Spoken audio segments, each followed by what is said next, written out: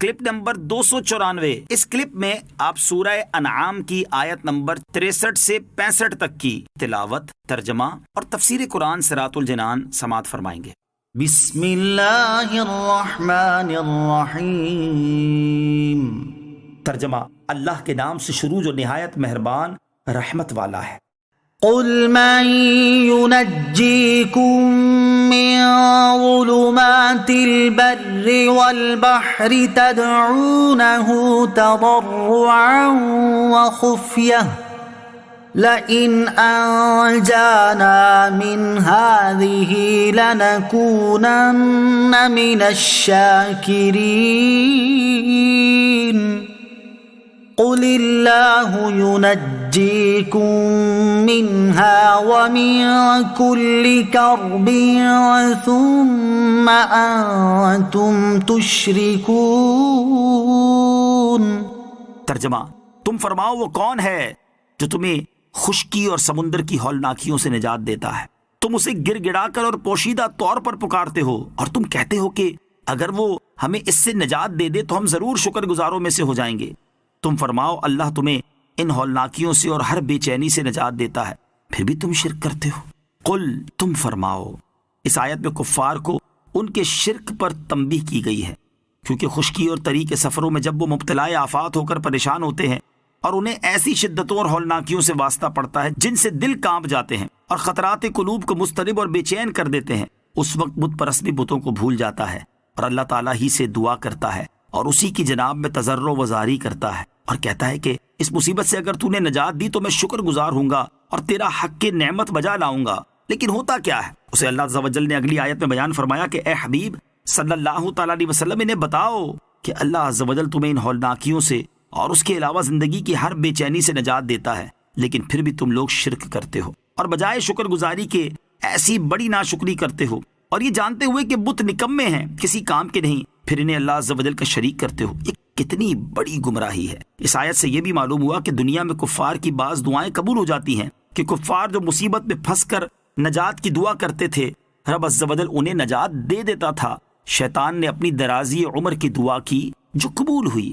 قل هو القادر على أن يبعث عليكم عذابا من فوقكم أو من تحت أرجلكم أو يلبسكم شيعا ويذيق بعضكم بأس بعض انظر كيف نصرف الآيات لعلهم يفقهون۔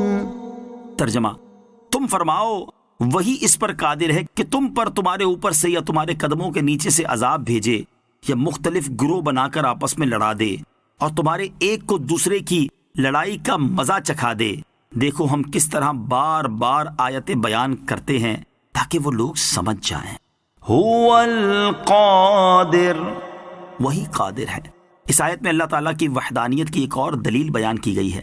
چنانچہ ارشاد فرمایا گیا کہ اے حبیب صلی اللہ تعالیٰ علیہ وسلم آپ ان کافروں سے فرما دیں کہ اللہ تعالیٰ اس پر قادر ہے کہ تمہارے شرک کی وجہ سے تمہارے اوپر سے عذاب نازل فرما دے، جیسے حضرت نوح علیہ السلام کی قوم، حضرت لوط علیہ السلام کی قوم اور اصحاب فیل یعنی ابرہہ کے لشکر کے ساتھ کیا گیا، یا تمہارے قدموں کے نیچے سے عذاب بھیجے جیسے فرعون کو غرق کیا گیا اور قارون کو زمین میں دھسا دیا گیا، یا مختلف گروہوں اور فرقوں میں تقسیم کر کے آپس میں لڑا دے اور تمہیں ایک دوسرے کی لڑائی کا مزہ چکھا دے۔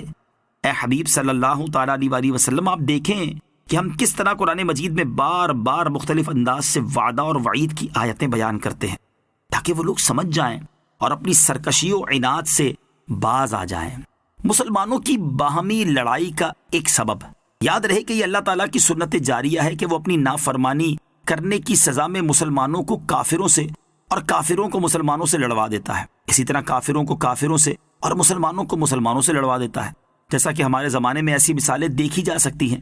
صحیح بخاری کی حدیث میں ہے کہ جب آیت کا یہ حصہ نازل ہوا کہ وہ قادر ہے تم پر عذاب بھیجے تمہارے اوپر سے، تو سرکار دو عالم علیہ الصلوۃ والسلام نے فرمایا تیری ہی پناہ مانگتا ہوں اور جب یہ حصہ نازل ہوا کہ یا تمہارے پاؤں کے نیچے سے، تو فرمایا میں تیری ہی پناہ مانگتا ہوں، اور جب یہ حصہ نازل ہوا یا تمہیں لڑوا دے مختلف گروہ کر کے اور ایک کو دوسرے کی سختی چکھائے، تو فرمایا یہ آسان ہے۔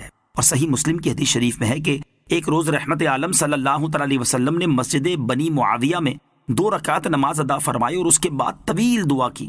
پھر صحابہ رضی اللہ تعالی عنہم کی طرف متوجہ ہو کر فرمایا میں نے اپنے رب عز و جل سے 3 سوال کیے، ان میں سے صرف 2 قبول فرمائے گئے ہیں۔ ایک سوال تو یہ تھا کہ میری امت کو کہتے عام سے ہلاک نہ فرمائے، یہ قبول ہوا۔ دوسرا یہ تھا کہ انہیں غرق کر کے عذاب نہ دے، یہ بھی قبول ہوا۔ تیسرا سوال یہ تھا کہ ان میں باہم جنگ و جدال نہ ہو، یہ قبول نہیں ہوا۔